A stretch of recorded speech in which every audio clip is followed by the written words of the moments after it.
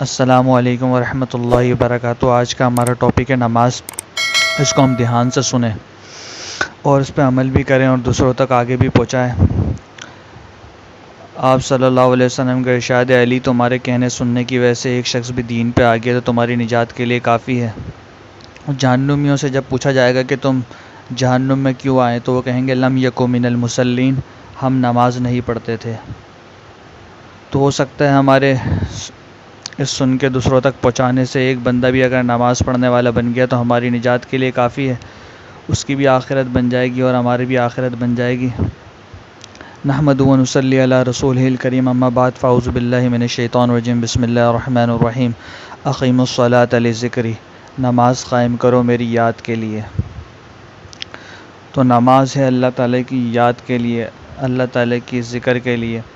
اور ایک آیت میں اللہ تعالیٰ فرماتے ہیں اتلو ما اوحی الیک من الکتاب واقیموا الصلاۃ، اتلو پڑھو جو تم پہ وحی ہوئی ہے، من الکتاب کتاب میں سے، اتلو ما اوحی الیک آپ کے اوپر، من الکتاب کتاب، واقیموا الصلاۃ اور نماز قائم کریں۔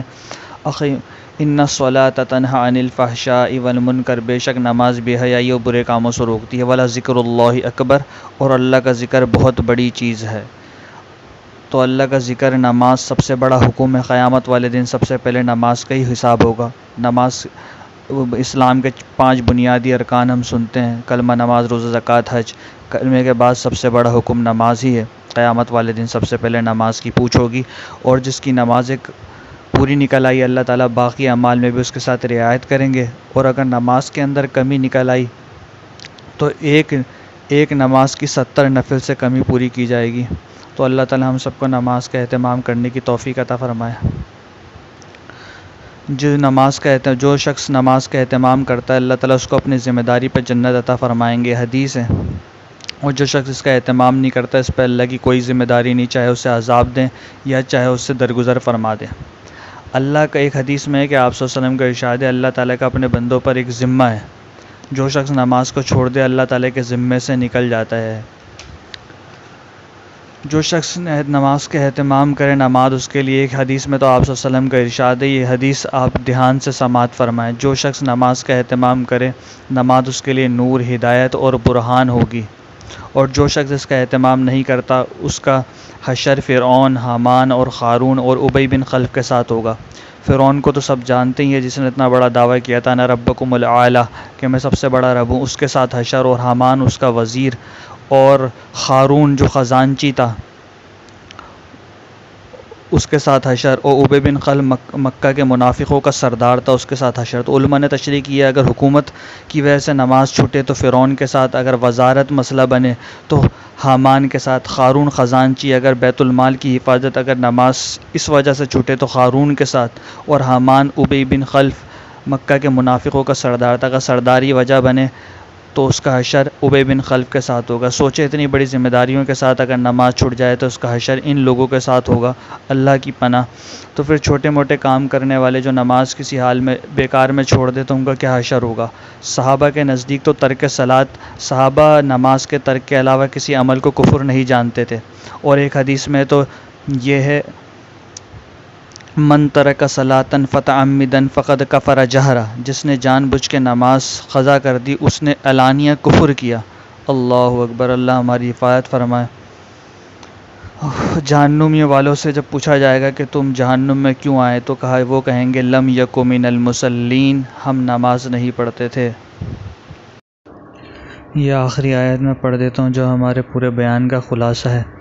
اللہ تعالیٰ فرماتے ہیں من اعرض عن ذکری فإن لہ معیشۃ ضنکا، جو ہمارے ذکر سے اعراض کرے گا ہم اس کی معیشت کو تنگ کر دیں گے۔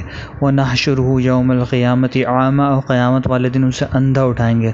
وہ کہے گا قال رب لما حشرتنی اعمیٰ، اے رب میرا حشر اندھوں میں کیوں کیا۔ قال رب لما حشرتنی اعمیٰ وقد كنت بصیرا، میں تو دنیا میں دیکھتا تھا۔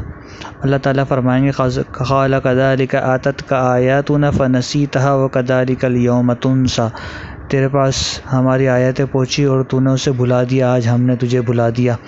اس لیے قیامت والے دن ایک حدیث میں ہے کہ بے نمازی کے چہرے پہ 3 سطریں ہوں گی، ایک اللہ کے حق کے ضائع کرنے والے، اللہ کے غصے سے مخصوص، جس طریقے سے تو نے دنیا میں اللہ کو بھلا دیا، اللہ تعالیٰ نے تجھے بھلا دیا۔ اللہ تعالیٰ ہمیں نماز کا اہتمام کرنے کی توفیق عطا فرمائے اور ترک نماز سے ہماری حفاظت فرمائے، ہماری مدد اور نصرت فرمائے، ہمارے لیے عمل کرنا آسان فرمائے۔ ہمارے حضرت پیر ذوالفقار صاحب نقشبندی ایک شعر پڑھتے ہیں جس کو جنید جمشید نے پڑھا ہے، وہ میں آپ کے سامنے پڑھ دیتا ہوں۔ سہل فرما مسلسل یاد اپنی، بنا دے اپنا بندہ دل بدل دے۔